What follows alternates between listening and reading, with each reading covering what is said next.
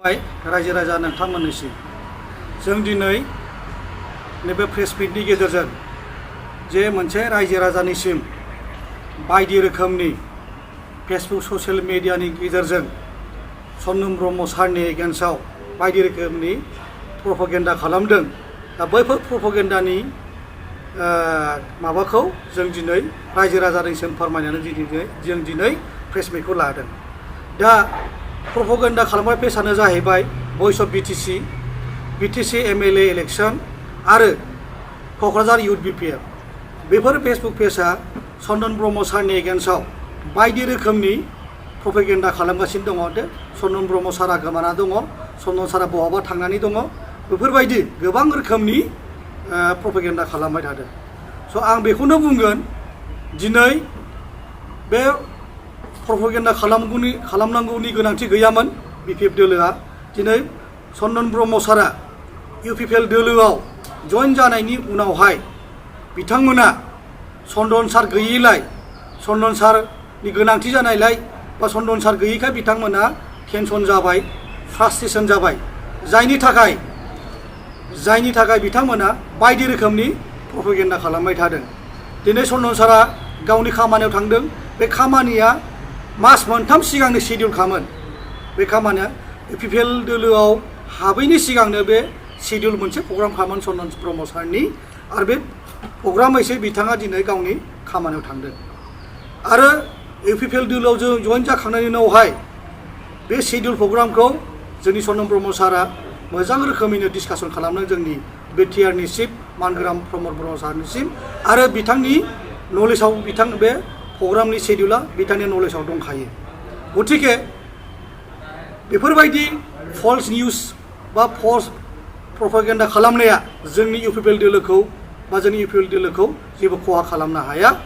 आरो बेखौनो बुंनांगोन, दिनै जे जिखिनि फ्रास्ट्रेसन बा नोङो टेनसनजों बिथांमोना प्रपागेन्डा खालामदों, बिनि आन्दोआव मोनसेल' बिथांमोना जेनखासिगोनखौ नुखाबाय।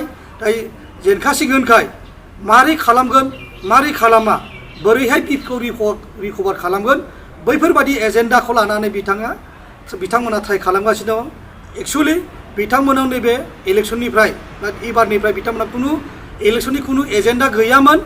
एजेन्डा गैयैलाय चन्दन सारनि माबाखौनो बिथांमोना प्रपागेन्डा खालामनानै गावसोरनि बिपिएफ जिखिनि खहा जाबोदों बेखौ बिथांमोना रिकभार खालामनो थाखाय ट्राइ खालामबाय थादों।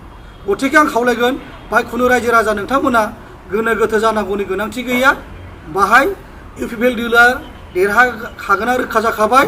आरो बावैसोनि गेजेराव दिनै गाबोननि गेजेराव चन्दन ब्रह्म सारखौ नोंथांमोना फिन खेबसे नुबावसिगोन। रायजो राजानि गेजेराव चन्दन ब्रह्म सारा फिन खेबसे नुजाबावगोन। स' गतिके खावलायबाय, खुनु बिथांमोना आं खावलायगोन, बे बायदि रोखोमनि बे इलिगेल फेसबुक पेज खुलिनानै चन्दन सारनि एगेन्स्टआव प्रपागेन्डा खालामनायखौ बन्द' खालामनांगौ। आं खावलायगोन बिथांमोना जाहाथे बेबायदि फल्स प्रपागेन्डा खालामा, बेखौ खावलायनानै आङो बेखौनो बुंगोन जे फैगौ इलेक्सनाव जोङो बयबो ज' जानांगौ। आरो नैबे मिडियानि गेजेरजों आं बेखौनो खावलायदों, बिथांमोना जयै जानानै नैबे फैगौ जोंनि 7 मे खालि जोंथ' जानो गोनां भट चन्दन सारनाव बयबो लैहोर फैनानै बेखौ देरहाहोनांगौ, भट थुनांगौ, आरो गोबां मार्जिनाव जों बेखौ देरहाहोनांगौ। एसेनोसै। হয়, আচলতে আমি আজি এটা বিশেষ কাৰণত আমি প্ৰেছ মিট দিব লগা হৈছে যে আমি কিছুমান ছ'চিয়েল মিডিয়াত ফেচবুক পেজৰ পৰা চন্দন ব্ৰহ্ম ছাৰৰ বিৰুদ্ধে অপপ্ৰচাৰ চলাইছে। সেই অপপ্ৰচাৰবিলাক চলাইছে আচলতে এই ভইচ অফ বিটিচি নামৰ পেজ এটা, বিটিচি MCLA ইলেকশ্যনৰ পেজ এটা, আৰু কোকৰাঝাৰ ইউথ বিপিএফৰ পৰা এটা অপপ্ৰচাৰ চলাইছে যে চন্দন ব্ৰহ্ম ছাৰে এই নিৰ্বাচনৰ সময়ত ক'তবা লুকাই আছে, পলাই আছে, তেনেকুৱা ধৰণৰ অপপ্ৰচাৰ চলাইছে।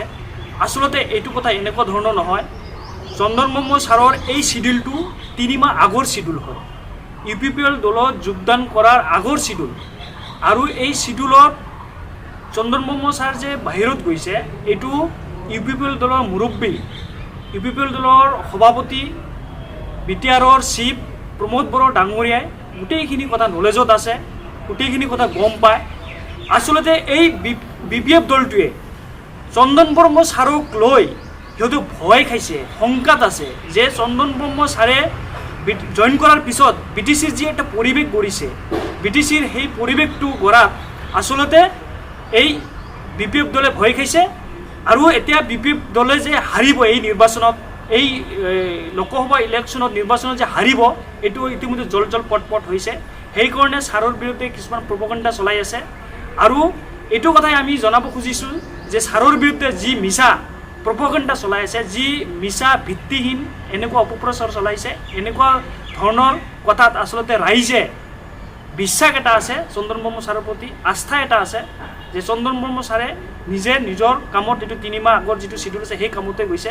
এতিয়া এনেকুৱা ধৰণৰ মিছা আভুৱা জাৰি যে মানুহৰ মাজত বিভ্ৰান্তি সৃষ্টি কৰিব বিচাৰিছে যি BPF দলে, সেইটো কেতিয়াও নোৱাৰে। এইটো এটা মিছা অপবাদ দি এনেকুৱা ধৰণৰ প্ৰপগেণ্ডা চলোৱাত কোনো ধৰণৰ মানুহে ইয়াতে যে সেই BPFৰ যিসকল পেজ, সেই ছ'চিয়েল মিডিয়া যিবিলাক IT চেল আছে, সেই IT চেলবিলাকক যে মিছা প্ৰচাৰ চলাইছে, এইটো ইতিমধ্যে জল পট হৈছে। ৰাইজে এইখিনি কথা ইতিমধ্যে গম পাইছে।